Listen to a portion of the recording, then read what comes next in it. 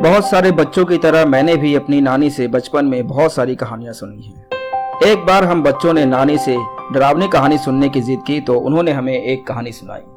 बहुत पुरानी बात है, उस समय तुम्हारे नाना अंग्रेजों के जमाने में भाप के इंजन वाली ट्रेन के ड्राइवर थे। हर सुबह एक अंग्रेज रेलवे गार्ड एक पेपर देकर जाता था जिसमें ट्रेन का टाइम टेबल लिखा होता था। एक दिन हमेशा की तरह अंग्रेज गार्ड नाना को ट्रेन का टाइम टेबल देकर गया। नाना को उसी रात 3 बजे ड्यूटी के लिए जाना था। वह रात के 2:30 बजे ही अपनी तैयारियां करके घर से निकल गए। उस जमाने में मोटरसाइकिल और कार किसी किसी बड़े अधिकारी के पास ही हुआ करती थी। तुम्हारे नाना हमेशा अपनी साइकिल से ही ड्यूटी जाया करते थे। रेलवे यार्ड घर से ज्यादा दूर नहीं था, पर वह पैदल के हिसाब से दूर पड़ता था, इसलिए वे अपनी साइकिल लेकर जाया करते थे और साथ में टॉर्च भी रखते थे। घर से कुछ दूर चलने के बाद एक पुराना अंधेरा पुल पड़ता था जिसे पार करके वह ड्यूटी जाया करते थे। वैसे तो अक्सर उनकी ड्यूटी दिन में हुआ करती थी, पर उस दिन वह रात में निकले थे। सर्दियों का समय था और हल्का सा कोहरा भी हो रहा था। नाना तेजी से रेलवे यार्ड की ओर बढ़ रहे थे। कुछ देर साइकिल चलाने के बाद वह उस अंधेरे पुल के नजदीक पहुंचे। तभी उन्होंने देखा कि वहीं पास में सुनसान जगह पर एक महिला अकेले खड़ी हुई थी, जिसने बहुत ही खूबसूरत गुलाबी कलर की साड़ी पहनी हुई थी और काफी अच्छा श्रृंगार किया हुआ था। नाना ने साइकिल रोककर उस महिला से पूछा, सुनिए, आप इतने अंधेरे में इतनी रात गए यहाँ पर क्या कर रही हैं? तो उस महिला ने कोई जवाब देने की बजाय मुस्कुराकर आगे की ओर जाने लगी। तो नाना ने कहा, मैं आपसे बात कर रहा हूँ, आप कहाँ जा रही हैं? उस महिला ने एक बार फिर पलटकर मुस्कुराते हुए देखा और फिर चलना शुरू कर दिया। नाना उसे अपनी जगह पर खड़े खड़े हैरत से देखते रहे। तभी उस महिला ने आगे जाते हुए उस अंधेरे पुल के पास पहुंचकर नाना जी को अपने पास आने का इशारा किया। नाना जी भी बिना साइकिल चलाए ऐसे ही पैदल उसके पास चले गए। जैसे ही नाना जी उसके पास पहुंचे तो उसने नाना जी से कहा, देखिए, मुझे यहाँ पर डर लग रहा है, क्या आप कुछ दूर तक मेरे साथ चल सकते हैं? और एक ठहरी हुई आंखों से उनको मुस्कुराते हुए देखा। नाना जी ने शक पकाते हुए कहा, हाँ, क्यों नहीं, मैं चलता हूँ ना आपके साथ। कहाँ जाना है आपको? तो उसने बताया, इस पुल के थोड़ा सा आगे जाना है मुझे। नाना जी ने मन में ही सोचा, इस पुल के आगे? अरे उसके आगे तो कोई बस्ती नहीं है। खैर, मुझे क्या, फिलहाल तो मौके का फायदा उठाया जाए। ऐसा सोचकर नाना जी ने बाजू में चल रहे उस महिला की कमर पर अपना हाथ रखना चाहा, पर यह क्या, उनका हाथ हवा में ही वापस आ गया। उन्होंने दोबारा फिर से उस महिला को छूने की कोशिश की, पर वह उसे छू भी नहीं पा रहे थे। हर बार उनका हाथ महिला की कमर से पार हो रहा था, जैसे वह हवा की बनी हो। अब वह समझ चुके थे कि वो कोई इंसान नहीं बल्कि भटकती हुई कोई शय बला है। अंदर ही अंदर वह डर के मारे कांप रहे थे, पर उन्होंने खुद को संभालते हुए हिम्मत से काम लिया और रूहानी बला से कहा, आप बहुत सुंदर हैं, मैं आपसे जी भरकर प्यार करना चाहता हूँ, आप नाराज तो नहीं होगी? तो उसने मुस्कुराते हुए नाना जी से कहा, जी नहीं। तो नाना जी ने उसको बोला, ठीक है, आप यहीं रुकिए, मैं अपनी साइकिल पुल के पार खड़ी करके आता हूँ, आप जाइएगा मत, मैं आज रात आपके साथ यहीं रहूंगा। और ऐसा कहकर नाना जी साइकिल पर बैठकर सरपट वहां से निकल गए और उस पुल को जैसे तैसे पार किया।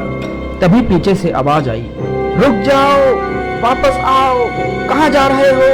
पुल से जरा दूर मत जाओ। पर जब नाना जी ने साइकिल नहीं रोकी और आगे बढ़ते गए तो उसकी आवाज में कठोरता आती चली गई। रुक जा, कहाँ जा रहा है तू? वापस आ मेरे पास। नाना जी पूरी रफ्तार से साइकिल चला रहे थे। एक बार फिर उसकी आवाज गूंजी, अभी तो तू बच के निकल गया, लेकिन वापस तो यहीं से आएगा ना, तब तुझे नहीं छोड़ूंगी। और उसकी भयानक हंसी से नाना जी की रूह तक कांप गई। वह जैसे तैसे रेलवे यार्ड पहुंचे, जहां एक नाइट गार्ड बैठा था जो कि अंग्रेज था। नाना जी उसके पास पहुंचते ही साइकिल समेत गिर पड़े। उस गार्ड ने फौरन उन्हें उठाया और देखा कि वह बेहोश हो चुके हैं। उसने नाना जी को अपनी कुर्सी पर बैठाकर उनके मुंह पर पानी मारते हुए उन्हें उठाया।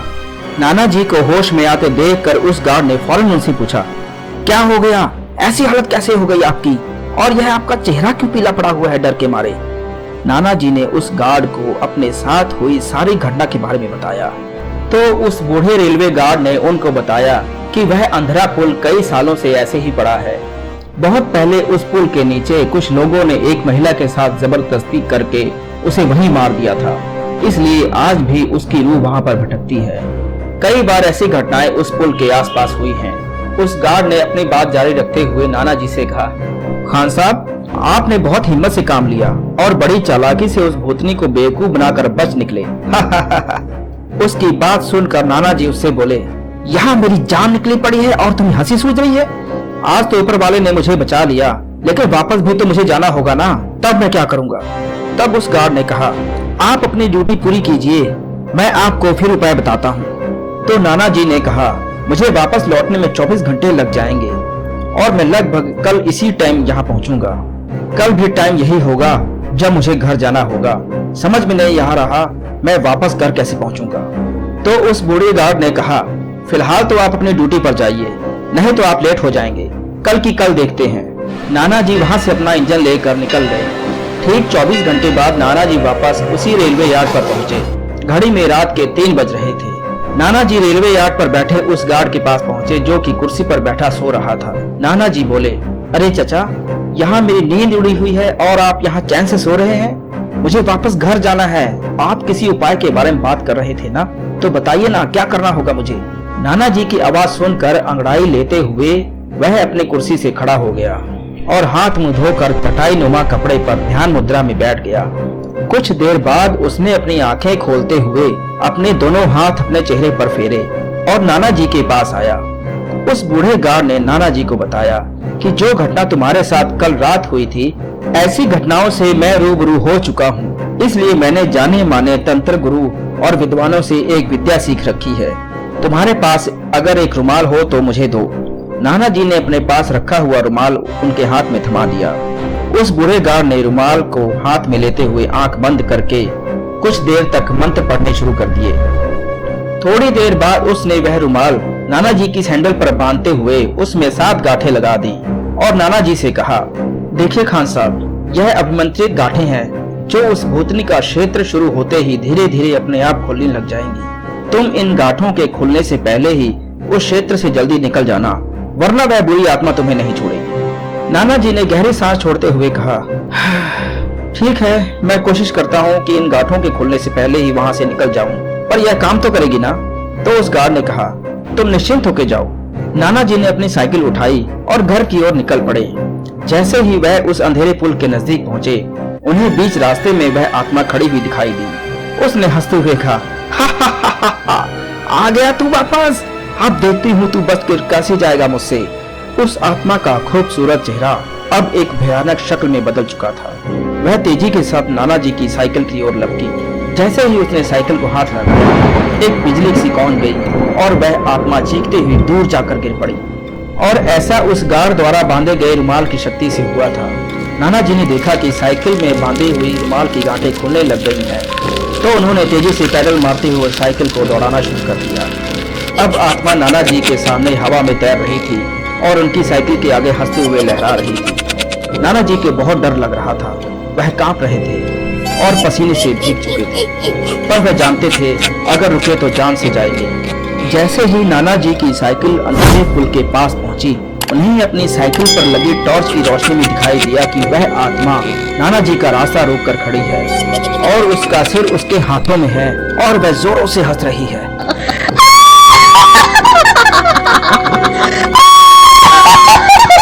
यह भयानक नजारा देखकर नाना जी अपना संतुलन खो बैठे और वह साइकिल समेत गिर पड़े। अब तक नाना जी की साइकिल पर बंधी हुई रुमाल की 4 गांठें खुल चुकी थी और गिरने की वजह से साइकिल पर लगी टॉर्च भी बंद हो गई थी।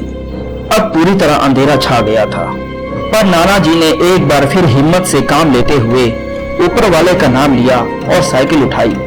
साइकिल सहित तेजी से दौड़ते हुए उस पुल से जैसे तैसे बाहर निकले। अब शेष एक गांठ खुलने वाली थी। नाना जी तुरंत दौड़ते हुए साइकिल पर बैठे और बड़ी तेजी से पेडल मारते हुए तेजी से भागने लगे और उस बुरी आत्मा के क्षेत्र से बाहर निकल गए। उनकी साइकिल में बंधी अब 7 गांठें खुल चुकी थीं और उस आत्मा की आवाज आना भी बंद हो गई थी।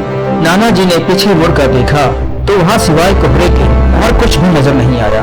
उन्होंने चैन की सांस ली और घर की ओर चल दिए और मन ही मन उस बूढ़े गार्ड को दुआएं दे रहे थे। जिसके कारण वह आज जिंदा बच पाए थे। तो फ्रेंड्स, आपको यह कहानी कैसी लगी प्लीज कमेंट में मुझे जरूर बताएं और साथ में प्लीज इस चैनल को सब्सक्राइब करें।